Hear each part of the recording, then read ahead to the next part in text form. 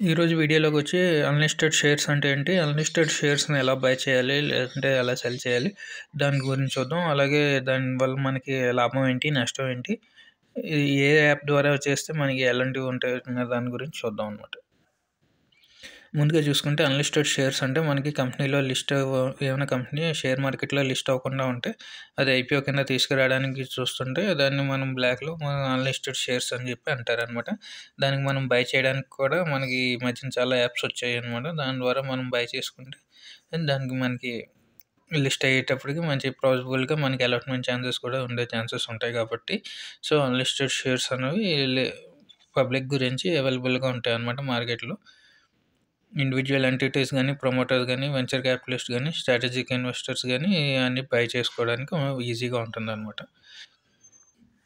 Types of unlisted companies అంటే unlisted companies ఏమేం కంపెనీస్‌లో ఉంటాయంటే ఇండియాలో యాక్చువల్లీ రెండే స్టాక్ ఎక్స్‌చేంజెస్ ఉంటాయి. ఎన్ఎస్‌సీ అని, బీఎస్‌సీ అని అవన్నీ లిస్టెడ్ కంపెనీస్‌ని ట్రేడ్ అవుతూ ఉంటాయనమాట. దాన్ని సెబీ కంట్రోల్ చేస్తారు. సో, అన్‌లిస్టెడ్ కంపెనీస్ ఏంటంటే 2 రకాలుగా ఉంటాయి. లిస్టెడ్ కంపెనీస్ కూడా అన్‌లిస్టెడ్ షేర్స్‌లో ఉంటాయనమాట. ఉదాహరణకు మనం చూసుకుంటే లిస్టెడ్ కంపెనీస్‌లో సబ్సిడీ కంపెనీ అయితే HDFC financial HDFC bank already listed అయ్యి ఉంది. దాని సబ్సిడీ కంపెనీ అనమాట హెచ్‌డిఎఫ్‌సి ఫైనాన్షియల్. దాన్ని కూడా ఐపీఓ అనౌన్స్ చేశారు కాబట్టి, ఇప్పుడు దీన్ని కూడా మనం ఇందులో బై చేసుకుంటే ఐపీఓ లాంచ్ అయిన తర్వాత మన షేర్ హోల్డర్ కోటాకి దానికి మనం అప్లై చేసుకోవడానికి ఉండొచ్చనమాట. దాంతో పాటు అలాగే రిలయన్స్ రిటైల్ అని, ఎస్‌బీఐ ఏఎంసీ అని చెప్పి ఇవన్నీ కంపెనీస్ ఉన్నాయన్నమాట. అలాగే న్యూ కంపెనీస్ కూడా ఉన్నాయి. ఏంటంటే ఐపీఓ తీసుకురాకముందే మనం ఇందులో బై చేస్తే అది మేబీ 1 ఇయర్‌లో గానీ, 6 మంత్స్‌లో గానీ ఎప్పుడైనా దాన్ని ఐపీఓ ఫైల్ చేసి సెబీకి సబ్మిట్ చేసేయొచ్చు. దాని తర్వాత మనకి ఈ కోటాలో ఉంటుందన్నమాట. ఆ కంపెనీస్ ఏంటంటే ఉదాహరణకు చూసుకుంటే ఓయో గానీ, బోట్ గానీ, సీఎస్‌కే గానీ, కేర్ హెల్త్ ఇన్స్యూరెన్స్ అని, విక్రమ్ సోలార్ కంపెనీస్ ఇవన్నీ కొత్త కంపెనీస్. ఇవి కూడా ఐపీఓలోకి రాబోతున్నాయి కాబట్టి వీటిని కూడా అన్‌లిస్టెడ్ షేర్స్ కింద మనం ఇన్వెస్ట్ చేయొచ్చనమాట. ముందుగా మనకి డిసడ్వాంటేజెస్ ఏంటంటే, అడ్వాంటేజెస్ చూద్దాం. అడ్వాంటేజెస్ ఏంటంటే వాల్యుయేషన్స్ అవి ఎక్కువగా ఉంటది. మంచిగా ఉంటాయి. అలాగే మార్కెట్ వాలటైల్ కూడా ఉంటుందనమాట ఇందులో. హై రిటర్న్స్ వస్తూ ఉంటాయి. ఉదాహరణకు మనం చూసుకుంటే హెచ్‌డిఎఫ్‌సి ఫైనాన్షియల్‌లో ఒక సంవత్సరం క్రితం ₹650 ఉంటాయి. ఎప్పుడైతే ఐపీఓ ఫైల్ చేశారో సెబీకి అని చెప్పి న్యూస్ రావడం వల్ల ఇది మేబీ ఐపీఓ వస్తుంది కాబట్టి ఈ ఇయర్‌లో గానీ, లేదా నెక్స్ట్ ఇయర్ స్టార్టింగ్‌లో గానీ ఐపీఓ రావచ్చు కాబట్టి దాని ప్రైస్ కూడా ఇంక్రీజ్ అయిపోయిందనమాట. ఇప్పుడు ఒక షేర్ ప్రైస్ ₹1250కి వెళ్ళిపోయింది. అంటే ఆల్మోస్ట్ డబుల్ అయినట్టు అనమాట. డైవర్సిఫికేషన్ కింద కూడా ఉంటుందనమాట. Listed, unlisted స్టాక్స్‌కి.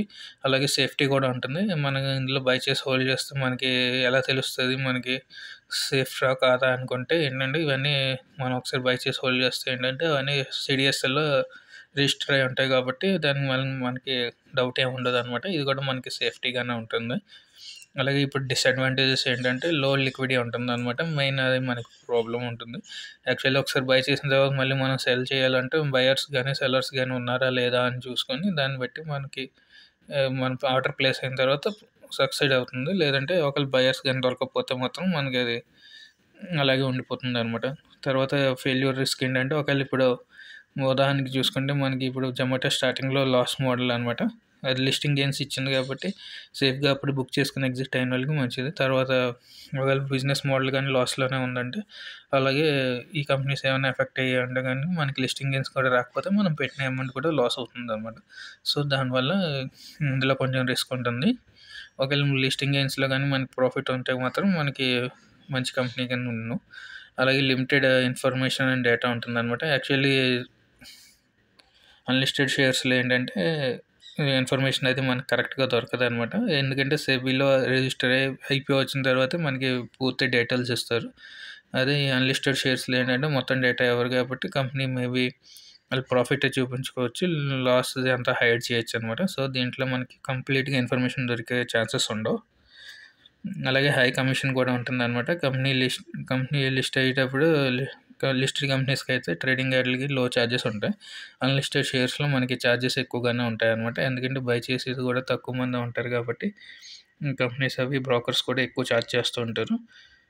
మనకి ఒక లాట్‌కి దగ్గర దగ్గర 14 షేర్స్ అన్నా, 20 షేర్స్ అన్నా మనం కొనాలి కాబట్టి దానికి ఎక్కువ అమౌంట్ చార్జ్ చేస్తూ ఉంటారు. 10,000, 20,000 అలా కూడా చార్జెస్ అయ్యుతూ ఉంటాయనమాట ఒక్కొక్క అన్‌లిస్టెడ్ షేర్స్ కంపెనీకి. ఇంకో డిసడ్వాంటేజెస్ ఏంటంటే సెటిల్మెంట్ అనమాట.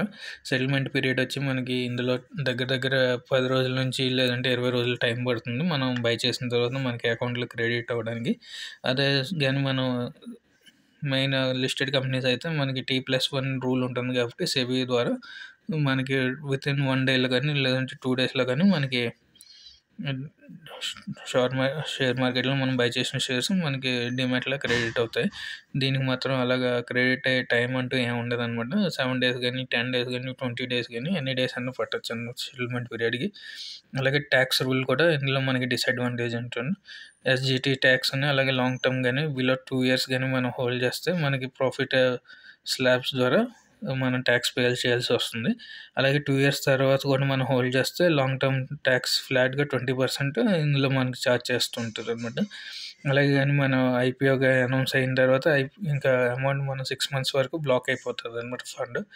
సో మనకి లిస్ట్ అయిన ఐపీఓ దాని తర్వాత 6 మంత్స్ వరకు మనం అమ్మడానికి ఉండదు. 6 మంత్స్ తర్వాతే మనం అమ్మాలన్నమాట.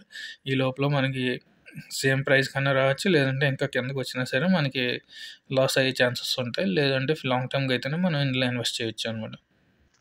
అది మనం అన్‌లిస్టెడ్ షేర్స్‌ని ఎలా బై చేయాలంటే ఇప్పుడు చాలా యాప్స్ వచ్చాయన్నమాట. అవన్నీ ప్లే స్టోర్‌లో గానీ, ఇందులో యాపిల్‌లో మొబైల్‌లో గానీ డౌన్‌లోడ్ చేసుకోవడానికి కూడా ఈజీగా ఉన్నాయి. అందులో కొన్ని యాప్స్ ఏంటంటే ప్రెస్టీజ్ అని, ఇన్క్రెడ్ మనీ అని, స్టాకిఫై అని చెప్పి చాలా యాప్స్ ఉన్నాయి. ఇందులో మనకి ఈ వీడియోలో నేను చేస్తున్నాను గానీ ఇందులో ఏం ప్రమోషన్ అదేం లేదు. మీరు కూడా చూసుకోవచ్చనమాట. ఇవి ఏ యాప్ అయితే ఉందో అది మనకి డిస్క్రిప్షన్‌లో కూడా మీకు ఇస్తాను. ఆ డిస్క్రిప్షన్ బట్టి మీరు ఓపెన్ చేసుకొని ప్రోమో కోడ్ ద్వారా డౌన్‌లోడ్ చేసుకుంటే మీకు మంచి డిస్కౌంట్ అవి కూడా ఉంటుంది. కమిషన్ కూడా ఉంటుందనమాట.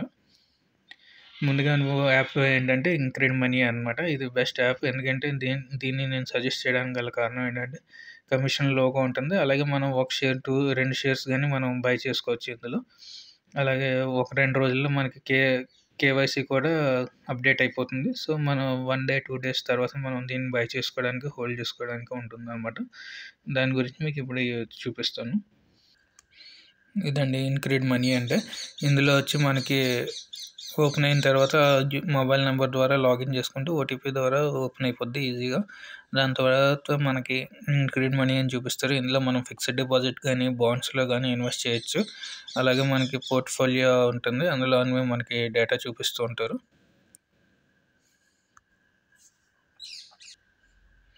సపోజ్ ఇప్పుడు మనం అన్‌లిస్టెడ్ షేర్స్ అని దాన్ని సెలెక్ట్ చేసామనుకోండి.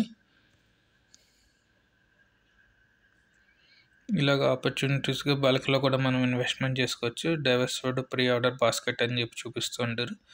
2 రకాలుగా. ఇందులో మినిమమ్ 2,00,000 ఉంటుంది. ఇందులో 48,000 కూడా ఉంటుంది. అలా కాకుండా మనం సింగిల్‌గా ఒక్కొక్క షేర్ కొనుక్కోవాలంటే ఇప్పుడు ఇందులో చూపిస్తున్నట్టుగా హెచ్‌డిఎఫ్‌సి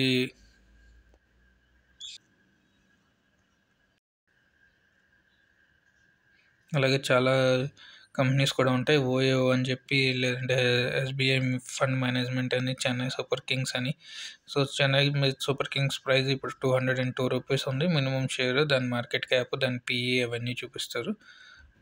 తర్వాత మనకి ఇందులో బై చేయాలా లేదా అనుకుంటే మనం ఇందులో కిందకి వెళ్తే వ్యూ డీటెయిల్స్లోకి వెళ్ళి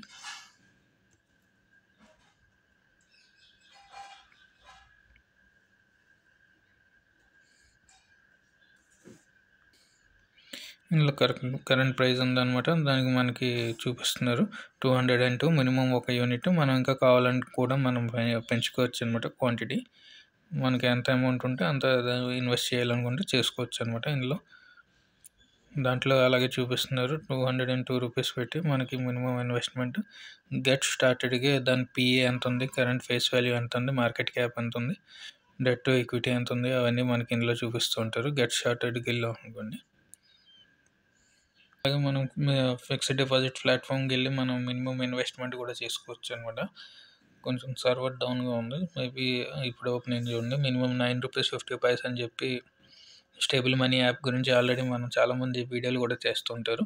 ఇందులో అయితే అది కూడా ఇందులోనే ఉంటుంది. దీనికి కూడా గవర్నమెంట్ అప్రూవల్ మినిమం 5 lakhs వరకు మనం చేసుకోవడానికి ఉంటుంది. సేమ్ స్టేబుల్ మనీ లాగే ఇందులో కూడా అన్నీ మనకి సీనియర్ సిటిజన్ కేటగిరీలో అయితే 9% రిటర్న్స్ ఉంటున్నాయి. సీనియర్ సిటిజన్ మనం హైడ్ చేసుకుంటే మనకి మినిమం ఉత్కర్ష్‌లో అయితే 8.50 అని చెప్పి, మిగిలిన బ్యాంక్స్‌లో కూడా 8.6% అని చెప్పి నార్మల్ సిటిజన్స్‌కి, సీనియర్ సిటిజన్స్‌కి అయితే 9.1% అలా ఉంటుందన్నమాట.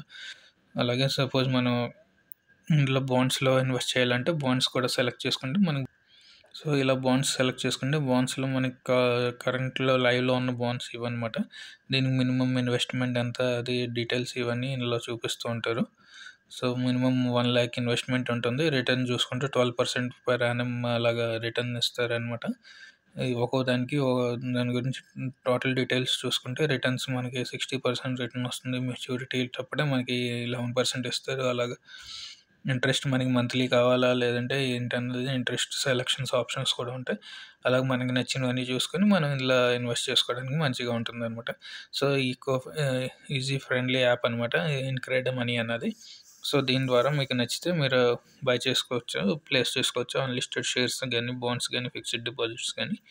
మీకు వీడియో నచ్చితే లైక్ చేయండి, షేర్ చేయండి. ఇంకా దేని గురించన్నా మీకు డీటెయిల్స్ కావాలనుకుంటే కామెంట్ సెక్షన్‌లో కామెంట్ చేస్తే నేను దాని గురించి మీకు డీటెయిల్‌గా వీడియో చేస్తూ ఉంటాను. Thank you.